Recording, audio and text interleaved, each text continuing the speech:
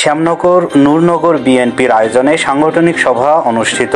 দলের সাংগঠনিক তৎপরতা বৃদ্ধির লক্ষ্যে উপজেলা বিএনপির প্রত্যেকটি ইউনিয়নে বিশেষ সভা ও দলীয় কার্যক্রম অব্যাহত থাকবে, এমনটি বললেন বিএনপির নেতৃবৃন্দ। তথ্য ভিডিওচিত্রে সাতক্ষীরা শ্যামনগর থেকে আমাদের প্রতিনিধি জিএম মনিরুজ্জামান।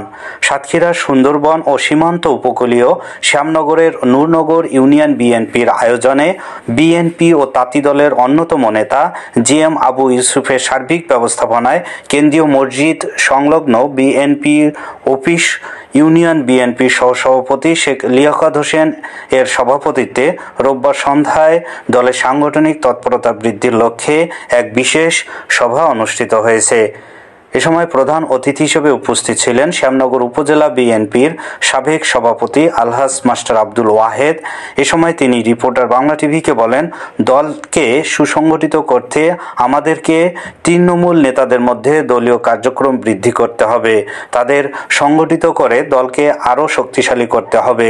এ সময় আরও বক্তব্য রাখেন সাতক্ষীরা জেলা বিএনপির সদস্য অ্যাডভোকেট আশেকি এলাহি মুন্না, সাবেক যুবনেতা জহুরুল হক আপু, সাবেক ছাত্রনেতা প্রভাষক মুক্তার হোসেন, উপজেলা যুবদলের সিনিয়র যুগ্ম আহ্বায়ক নাজমুল হক, হাফিজ আল কল্লোল, স্বেচ্ছাসেবক দলের আহ্বায়ক জুলফিকার সিদ্দিকী, মৎস্যজীবী দলের আহ্বায়ক মোহাম্মদ সেলিম হোসেন, বিএনপি নেতা নূর ইসলাম, ফিরোজ হোসেন বাবলু, সাবেক জাসাস নেতা আসাদুজ্জামান লিটন, নূরনগর যুবদলের সাবেক সভাপতি গোলাম শাহনেওয়াজ রাজু, যুবদলের আহ্বায়ক গোলাম মাহমুদ রাজু, নূরনগর নবীন সংঘের সাবেক সাধারণ সম্পাদক মোহাম্মদ শফিকুল ইসলাম, জিয়া মঞ্চ এর সভাপতি আব্দুল হাকিম সহ আরো অনেকেই।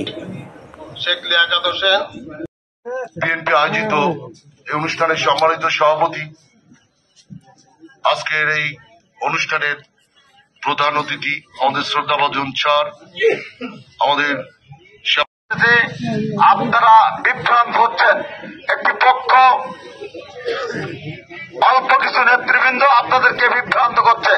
আপনারা সকলে জানেন আব্বু ভাই বিক্ষোভ করেছিল, প্রতিবাদ করেছিল। প্রতিবাদের মুখে প্রথম 10 মিনিটের মাথায় সদস্য সচিব হয়েছিলেন, ওনাকে 1 নম্বর যুগ্ম আহ্বায়ক করে স্যারকে।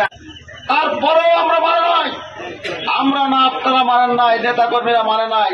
প্রতিবাদের মুখে তারপরের দিন সমস্ত কমিটি বিলুপ্ত করেছিল। ওনারা বিভ্রান্ত হচ্ছেন। ইনশাআল্লাহ চেয়ারম্যান তারেক রহমান উনি আমাদেরকে ডাকবেন, নির্বাহী কমিটির সদস্য এবং সাবেক সফল ছাত্র নেতা ড্যাব নেতা, আমাদের সবাই গরিবের ডাক্তার হিসেবে পরিচিত ডাক্তার শহীদুল আলম উনিও ছিলেন।